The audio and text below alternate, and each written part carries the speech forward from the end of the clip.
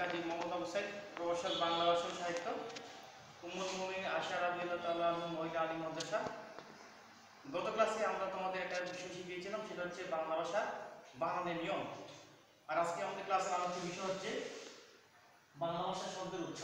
আমরা জানি বাংলা ভাষা হচ্ছে একটি সংকর ভাষা, অর্থাৎ এই ভাষায় একাধিক শব্দের মিশ্রণ রয়েছে। অন্য ভাষার মতো আমাদের ভাষার অনেকগুলো শব্দ বিভিন্ন ভাষা থেকে, বিভিন্ন জাতি থেকে, বিভিন্ন বর্ণ থেকে আসে। এই জন্য আমাদের বাংলা ভাষা হচ্ছে একটি সংকর ভাষা। আর বাংলা ভাষার সকল শব্দকে যদি আমরা বিশ্লেষণ করি, তাহলে আমরা 5টি ভাগে ভাগ করতে পারবো।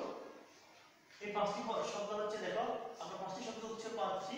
1 নম্বর হচ্ছে তৎসম শব্দ, 2 নম্বর অর্ধ তৎসম শব্দ, 3 নম্বর তদ্ভব শব্দ, 4 নম্বর দেশি শব্দ, 5 নম্বর হচ্ছে বিদেশি শব্দ। তৎসম শব্দ হচ্ছে তার সমান। তৎসম অর্থ হচ্ছে তার সমান।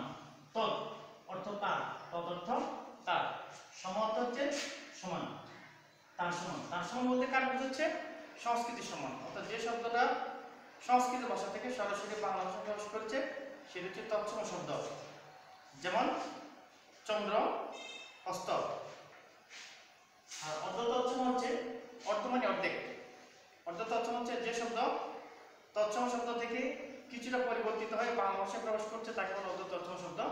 অর্থাৎ পুরোপুরি না আসে, কিছুটা পরিবর্তিত বা বিকৃতি লাভ করে বাংলা ভাষায় প্রবেশ করছে, সেটা হচ্ছে অর্ধ তৎসম শব্দ। যেমন চন্দ্র, চন্দ্র শব্দটা কিছুটা বিকৃতি লাভ করে সেটি চন্দ্ররূপ লাভ করে। আর হস্ত শব্দটা কিছুটা বিকৃত হয়ে হন্ত শব্দ লাভ করে। এই জন্য চন্দ্র ও হস্ত যদি সংস্কৃত শব্দ হয় বা তৎসম শব্দ হয়, আর চন্দ্র ও হন্ত হচ্ছে অর্ধ তৎসম শব্দ। আর তদ্ভব শব্দ, তদ্ভব শব্দ হচ্ছে যে শব্দ প্রাকৃতের ভিতর দিয়ে বাংলা ভাষায় প্রবেশ করেছে সেটা হচ্ছে তদ্ভব শব্দ। আর 4 নম্বরে দেখো দেশি শব্দ। দেশি শব্দ হচ্ছে প্রাচীন বাংলা জনগোষ্ঠী, অর্থাৎ বাংলাদেশের প্রাচীন যে অধিবাসী ছিল, বাংলাদেশের প্রাচীন যে ভাষাভাষী ছিল তারা হচ্ছে অনার্য ভাষাভাষী।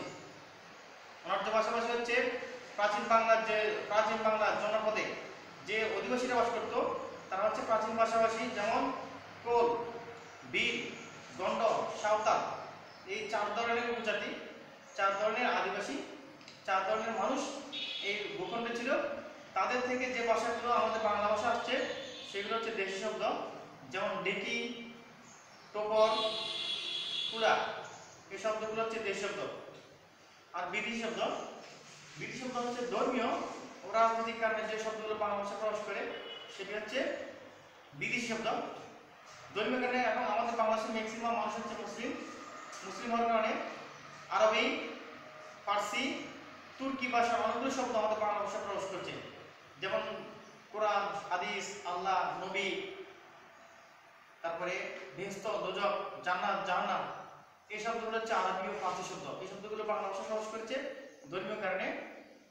আর রাজনৈতিক কারণ, বাংলাদেশের বিভিন্ন সময় বিভিন্ন জাতি উপনিবেশ গড়ে তুলে, যেমন হচ্ছে ইংরেজ, ওলন্দাজ, ফার্সি, তুর্কি, এই জাতিগুলো বাংলাদেশে এই উপনিবেশ গড়ে তোলে।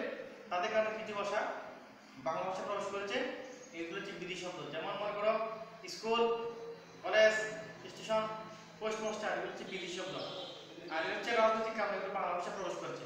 তাহলে আজকে এই 5 ধরনের ভাষা সম্পর্কে, এই 5 ধরনের ভাষার সোর্স বা উৎস সম্পর্কে তোমরা একটা ধারণা লাভ করেছো, এবং এটি হচ্ছে বাংলা ভাষার শব্দের উৎস। আর এই পাঠে তোমরা বাংলা ভাষার শব্দের উৎস সম্পর্কে সম্যক ধারণা লাভ করবে। আজকের ক্লাস এই পর্যন্ত। তোমরা ভালো থেকো, স্টে হোম, স্টে সেফ। আল্লাহ হাফেজ, সবাইকে